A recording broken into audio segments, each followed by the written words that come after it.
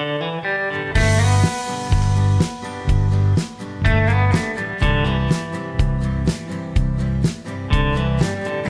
friends, welcome to Madras Samayal. இன்னைக்கு நம்ம Madras Samayalல ragi cool எப்படி பண்றதுன்னு பார்க்கலாம். இந்த வெயில் காலத்துக்கு உடலுக்கு நல்ல குளிர்ச்சியா அதே நேரம் நல்ல நிறைவா இருக்கும். ரொம்ப ஈஸியா நம்ம செஞ்சிரலாம். இது பண்றதுக்கு நான் இன்னைக்கு வந்து 1 கப் ராகி மாவு எடுத்துர்க்கேன். ஃபர்ஸ்ட் இத வந்து நம்ம தண்ணில கரைச்சு வைக்கணும். 1 கப் ராகி மாவு கூடவே 1 கப் தண்ணி சேர்த்து இத வந்து நம்ம நல்லா கரைச்சு வச்சிரலாம் ஃபர்ஸ்ட். கை வச்சு கலந்தோம் அப்படினா இன்னும் ஈஸியா இருக்கும் கரையிறதுக்கு. இந்த மாதிரி நல்லா கலந்து ரெடியா வச்சிருக்கேன். இப்போ ஒரு panல 3 கப் தண்ணி சேர்த்துக்கோங்க. தண்ணி சூடாகட்டும். தண்ணி இந்த மாதிரி சூடானதும் நம்ம கலந்து வச்சிருக்கோம்ல ராகி மாவு அதை வந்து மறுபடியும் ஒரு வாட்டி கலந்துட்டு சேர்த்துக்கோங்க. கொஞ்சமா நம்ம சேர்த்து கலந்து விட்டுட்டே இருக்கணும். ஃபர்ஸ்ட் இந்த மாதிரி கொஞ்சம் தண்ணியா தான் இருக்கும். நம்ம வந்து வேக வைக்க கொஞ்சம் கெட்டியா வரும். இப்பவே உப்பு சேர்க்கிறதுனாலும் சேர்க்கலாம். நான் வந்து கடைசியா சேர்க்க போறேன். நம்ம வந்து கூல் பண்ணும்போது சேர்க்கறேன். அதனால நான் இப்போ வந்து உப்பு சேர்க்கல. சேர்த்துட்டு நம்ம கலந்து விட்டுட்டே இருக்கணும். ஒரு 10 ல இருந்து 12 நிமிஷம் போல வேகணும். அதனால நம்ம வந்து கொஞ்சம் மிதமான தீயில வச்சிட்டு வேக வச்சிட்டே இருக்கலாம். பாருங்க கொஞ்சம் கெட்டியாக ஆரம்பிச்சிருக்கு. அந்த அல்வா மாதிரி இருக்கு. இது பார்க்கிறதுக்கே நல்லா இருக்கும். நல்லா பபிள்ஸ் வந்துட்டே இருக்கும். அதனால நம்ம வந்து கலந்து விட்டுட்டே இருக்கலாம். இப்போ ஒரு 12 நிமிஷம் போல ஆகியிருக்கு.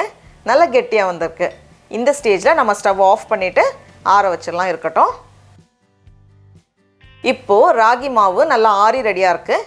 இதுல இருந்து நமக்கு எவ்வளவு வேணுமோ அத மட்டும் ஒரு பவுல்ல மாத்திக்க போறேன். நான் வந்து ஒரு பாதி போல சேர்க்க போறேன் இன்னைக்கு. இப்போ இதுல நம்ம வந்து தயிர் சேர்க்கணும். தயிர் இல்லனா மோர் ரெண்டுமே நம்ம சேர்த்துக்கலாம். நம்மளோட டேஸ்ட்க்கு ஏத்த மாதிரி. நான் வந்து ஒரு 3/4 கப் போல சேர்த்திருக்கேன். கடைசியா எல்லாம் கரைச்சிட்டு தேவைப்பட்டா நம்ம எக்ஸ்ட்ரா கூட சேர்த்துக்கலாம். இதுல வந்து நம்ம எதுவுமே சேர்க்காம ப்ளேனா கூட பண்ணலாம். ஆனா நான் வந்து கொஞ்சம் இஞ்சி பச்சை மிளகாய்லாம் சேர்க்க போறேன். அந்த டேஸ்ட் வந்து இன்னும் நல்லா இருக்கும். நம்ம கூல் குடிக்கும்போது இன்னும் டேஸ்ட் நல்லா இருக்கும். ஒரு சின்ன துண்டு இஞ்சி, ரொம்ப வேண்டாம், சின்ன பீஸ் போதும். கூடவே ஒரு பச்சை மிளகாய் சேர்த்துட்டு நல்லா இடிச்சு பேஸ்ட் மாதிரி நம்ம ஆக்கிரணும். அப்பதான் வாயில கடிபடாம இருக்கும். இந்த மாதிரி நல்லா இடிச்சதுக்கு அப்புறமா இத வந்து கூட சேர்த்தலாம். கூடவே 4-5 சின்ன வெங்காயம். இல்ல நமக்கு நிறைய சின்ன வெங்காயம் வேணும்னா கூட நிறைய சின்ன வெங்காயம் சேர்த்துக்கலாம். கூடவே 5-6 சின்னதா நறுக்குன கறிவேப்பிலை இலை. கடைசியா தேவையான அளவு உப்பு. நம்ம ஃபர்ஸ்ட் உப்பு சேர்க்கல. அதனால நான் வந்து அதுக்கு ஏத்த மாதிரி உப்பு கொஞ்சம் அதிகமா சேர்த்திருக்கேன். எல்லாத்தையும் சேர்த்துட்டு நல்லா கலந்ததுக்கு அப்புறமா நம்ம தண்ணி சேர்த்து நம்மளோட குடிக்கிற பதத்துக்கு எடுத்துட்டு வரணும். இப்போ இது வந்து கொஞ்சம் கெட்டியா இருக்கும். இந்த ஸ்டேஜ்ல நமக்கு எவ்வளவு தண்ணி வேணுமோ நம்மளோட குடிக்கிறதுக்கு ஏத்த மாதிரி நமக்கு எவ்வளவு தண்ணி வேணுமோ அதை சேர்த்துட்டு நம்ம கலந்துட்டோம் அப்படினா சூப்பரான ராகி கூல் தயார். அவ்வளவுதான். டடா! நம்மளோட ராகி கூல் ரொம்ப ஈஸியா சுலபமா தயாராயிடுச்சு. இப்போ நம்ம டேஸ்ட் பண்ணி பார்க்கலாம். ரொம்ப சூப்பரா இருக்கு. அப்படியே ஒரு கடி மாங்காய். இது வந்து நம்ம காலையில ஒரு டம்ளர் குடிச்சாலே நல்லா நிறைவா இருக்கும். ஒருவேளை நம்ம கிட்ட ராகி மாவு இன்னும் மீதி இருக்கு அப்படினா நம்ம வந்து அடுத்த நாளும் பண்ணலாம். அதுக்கு என்ன பண்ணனும் அப்படினா கையில வந்து நல்லா தண்ணி தொட்டுட்டு நம்ம எடுக்கறப்பவே இந்த மாதிரி அழகா உருண்டை பிடிக்கிற மாதிரி வரும். நம்ம வந்து களி பண்ற அளவுக்கு திக்கா இருக்காது. ஏன்னா நம்ம இதுல வந்து நிறைய தண்ணி சேர்த்திருக்கறனால கொஞ்சம் சாஃப்ட்டா இருக்கும். ஆனா நம்மளால ஈஸியா இந்த மாதிரி பிடிக்க வரும்.